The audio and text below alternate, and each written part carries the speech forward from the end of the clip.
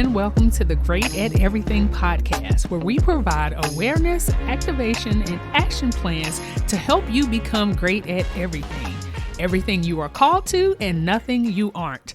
I am your host, Maya Wilson, and in this episode, I'm going to share 3 reasons and ways next generation leaders will succeed in navigating and approaching diversity and inclusion. What I mean by a next generation leader is if you are someone who is in the younger range of Generation X, you're a millennial, or even Generation Z, then you are what I would consider a next generation leader because you are someone who is aspiring or emerging into a leadership role. And I don't necessarily mean this as far as leadership as the characteristic. I really mean this as far as within the community, within your job, maybe in a corporation or even in business, you're someone who is either aspiring or emerging into a role that is recognized and seen by many of the other generations. And why I'm targeting this group of leaders is because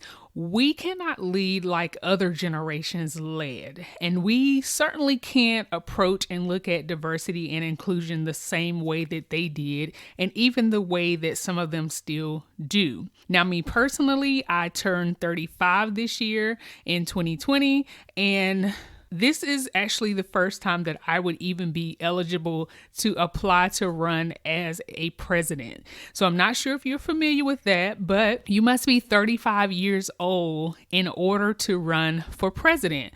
So our age range is definitely something where many times we're not considered for roles, especially leadership roles, because of the age. And so that is why I wanted to talk about diversity and inclusion, because I think that we have an opportunity to really change the way that we go about it, as well as how we can impact and influence the people that we are going to lead with this diverse and inclusive mindset.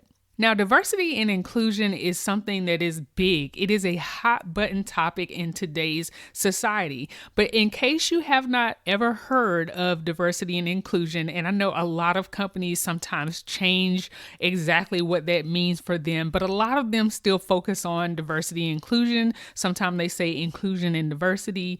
And even within Cisco, we changed it from inclusion and diversity over to inclusion and collaboration. But either way it goes, anytime that you're focusing on the people aspect, the cultural aspects, and really trying to make sure that you have a well thought out plan and a well thought out way of including and bringing everyone to the table, then it's going to fall under the category of diversity and inclusion. So again, if you've never heard of this, then the best way to explain it is by first breaking it down. So what is diversity? Diversity can be defined as a variety or a range of different things. And then inclusion is the act or the state of being included within a group or structure. So the best way that I can think to break this down and explain it is using the illustration of vegetables and a salad.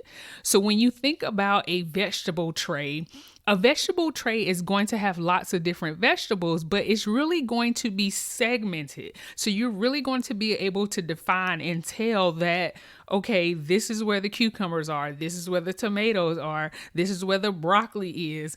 It's really going to have a lot of different vegetables, but they're going to be separated. When you think about inclusion, this becomes a salad. So you no longer have the fruit tray. You're no longer saying that, okay, yes, we accept a wide variety of people. We have diversity. Now you're looking at it and you're actually including everyone. So with the salad, you're mixing everything up. You're making sure everything is well mixed. And when you add the dressing in there, you're going to make sure it's well mixed into the salad so that everything kind of tastes the same. The same thing goes with inclusion for people. So it's no longer saying that we invite everybody to the table. It's now saying that we are making sure that we are putting a focus on making sure that the people at the table are included. So a lot of people know about equal opportunity employment, and they know about the fact that you need to have some diversity in your hiring.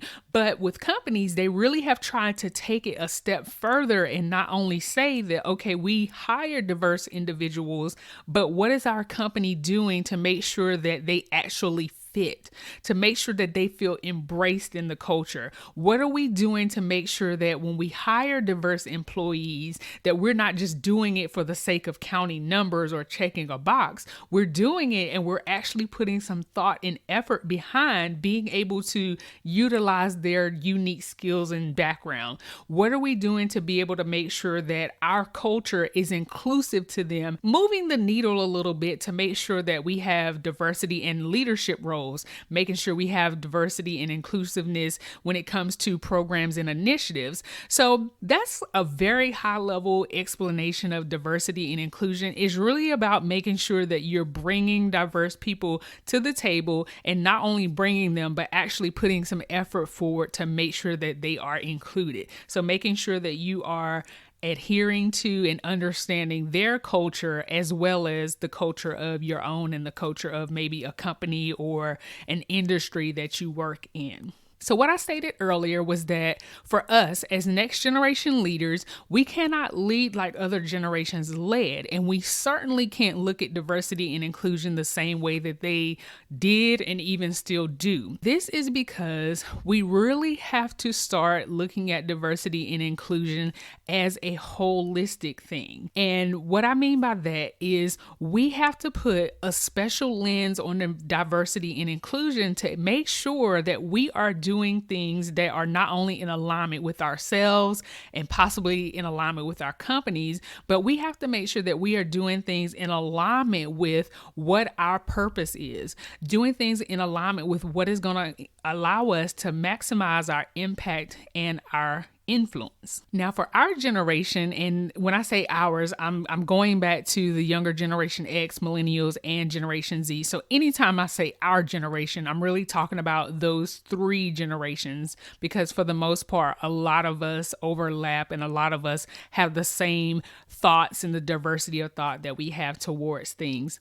So when we think about our generation, one of the things that is really different from how other generations have typically gone about diversity and inclusion is, number one, it was an after fact. It was something that came about because of an issue, a problem. It was really something that came about because something was being overlooked. Opportunities were being overlooked. People were being overlooked. For our generation, because it was something that began to be embraced, we take on diversity and inclusion from a different lens, from a different perspective. When you think about the things that go on in society around us, in our generation, diversity and inclusion is really always been there. We've never really seen and known about segregation or things that really take place to divide us. And I'm going to say that loosely because I know that we definitely have had some types of things, some issues and things that have culturally gone on that have divided us.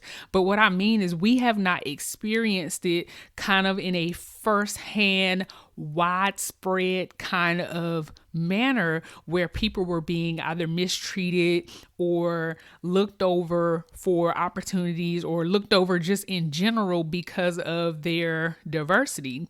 So our generation is pretty much a generation where we know diversity and inclusion is supposed to exist, and we're willing to fight for it when it does not exist. So it's not something that we had to really learn. It's just something that was innate in us because we've always known it. We've always known that it's something that should happen. And so we're definitely advocates for it. Another reason that our generation is going to approach and needs to approach inclusion and diversity a little bit differently is because our generation is probably going to be the generation where we start to right a lot of wrongs.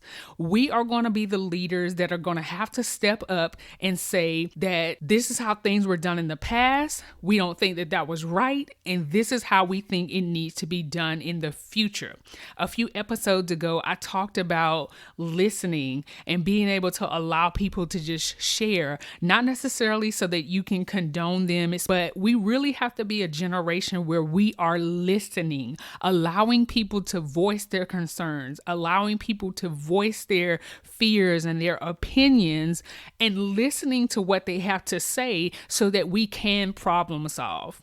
I shared in that same episode that sometimes love would have you to coach someone through realizing that they're wrong rather than just speaking up and saying, no, that's wrong, or you're wrong, or this needs to change. So our generation is really going to be the generation where we listen. We're going to listen and have supernatural solutions and supernatural wisdom to be able to address a lot of the things that maybe either couldn't be addressed in prior generations or maybe they just did not want to address in prior generations. The third reason that we are going to have a different and a more holistic approach to diversity and inclusion is because we are the leaders for the next generation. I think one of the biggest things and the biggest differences in the multi-generational culture that we have now is our generation is a lot more willing to fight for the next generation. Our generation is a lot more understanding of the next generation. And our generation is also a lot more loving than the previous generations.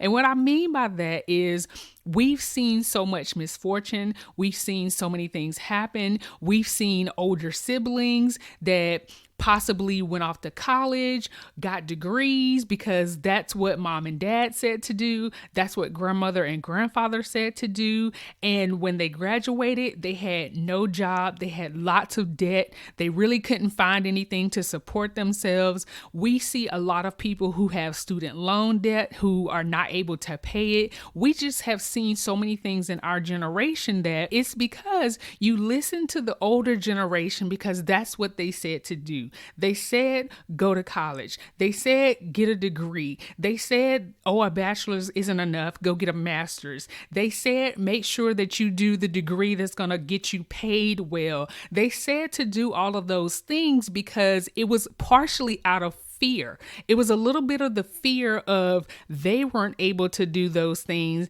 and they weren't able to secure a good living. So they're just giving you the advice that they feel is the best advice so that you could secure your future. However, we've seen that maybe that was not the best advice. We were not exposed to things such as entrepreneurship. We were not exposed to things such as learning early on how to do a trade. We were not exposed to those things, but now that we have the internet culture and we have YouTube and all these different mediums where people have gone viral, we were not exposed to those things. So our generation sees the power of technology.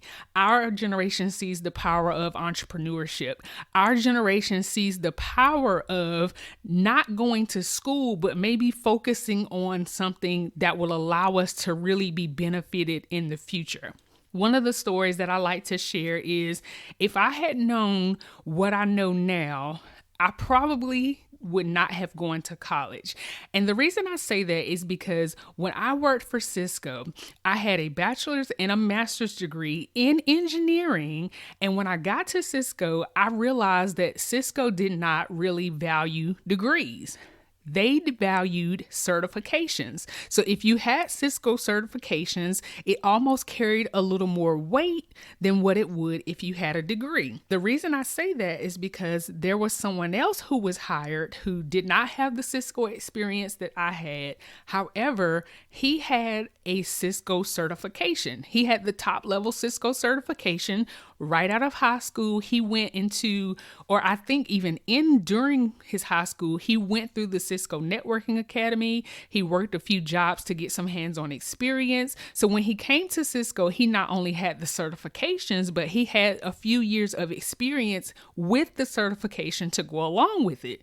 Now, compared to me, where I had 2 degrees and the actual Cisco experience, but no certification, he was making 6 figures while I had not broken the 6-figure mark. I was nowhere near breaking the 6-figure mark when this situation happened. Now, he did eventually go back to school, which of course Cisco paid for. He did go back. He got a bachelor's degree, if I'm not mistaken. I'm not sure if he really went back and did the master's, but this was all after the fact. So when I looked at those 2 comparisons, there I was, I had 2 degrees, I went into Cisco, and I did have some of the Cisco certifications, but I didn't have the expert level. So that would be the CCIE. That's the expert level certification for Cisco. I didn't have that. Versus someone who did a little bit of Cisco hands-on training in high school, worked a few jobs, got the CCIE, then came to Cisco and was making six figures, whereas I was probably, 20-something $1,000 away from a six-figure salary. So when I looked at those two things and I really started to understand that going to college was probably not the best route for me if I wanted to make the most money, or if I really wanted to be a engineer and do something engineering wise within Cisco. But I had no one to explain that to me and break it down to me. And I found that when I would go back on college campuses and I would explain to the students, if you want to work for Cisco, these are the things that you need to do. These are the things that you need to have in place. And it was almost as if I was looked at as if I was crazy, because no one had ever said that. No one was breaking down the information to explain to people that this is how you go about career. This is how you go about pursuing the thing that you want to pursue. So we didn't have the older generation really to lead, guide, and direct us in such a way. We really just had the information that said, if you want to not even if you want to, it was really more information that said to be successful, you go get a degree or two, possibly three, then you go to a big company, you work for that company, you make sure that you have a 401k, you make sure that you do everything that you're supposed to do. And from there, your family will be set and your future will be secured. That was pretty much the advice that we had. But for our generation, we really know the ins and outs of things, and we can help the other generations navigate a little more carefully. So those were the three things that I really think are the major differences from our generation, just from a leadership perspective and definitely from a diversity and inclusion perspective. So why does this make a difference? This makes a major difference because when we go to impact and when we go to influence, we really have to have a unique lens when it comes to diversity and inclusion. Now, remember, I said that diversity is just about having the variety, but inclusion is really about making sure that everyone feels that they are part of the group or part of the whole. So for you as a leader, whatever your sphere of influence is, you need to make sure that diversity and inclusion is just something natural that you always estimate and that you always include in your leadership. This could be with regards to the people that you serve. It could be with regards to the people that you hire if you're an entrepreneur. It could be with regards to the people that you minister to if you are in ministry, and really anything that you do. If it's something as simple as who you spend your money with, you really need to be thinking about and aware of the diversity and inclusion aspects. As you become the established leader that we know that you will be, then you can not only bring your diversity of thought and your diversity of your background, your skills, and your knowledge, but you can also bring a diverse impact and a diverse influence with the people that you serve and raise up with you. There you have it, the 3 reasons and ways that next generation leaders will succeed when it comes to diversity and inclusion. Until the next episode, don't just be great. Be great at everything you are called to and nothing you aren't.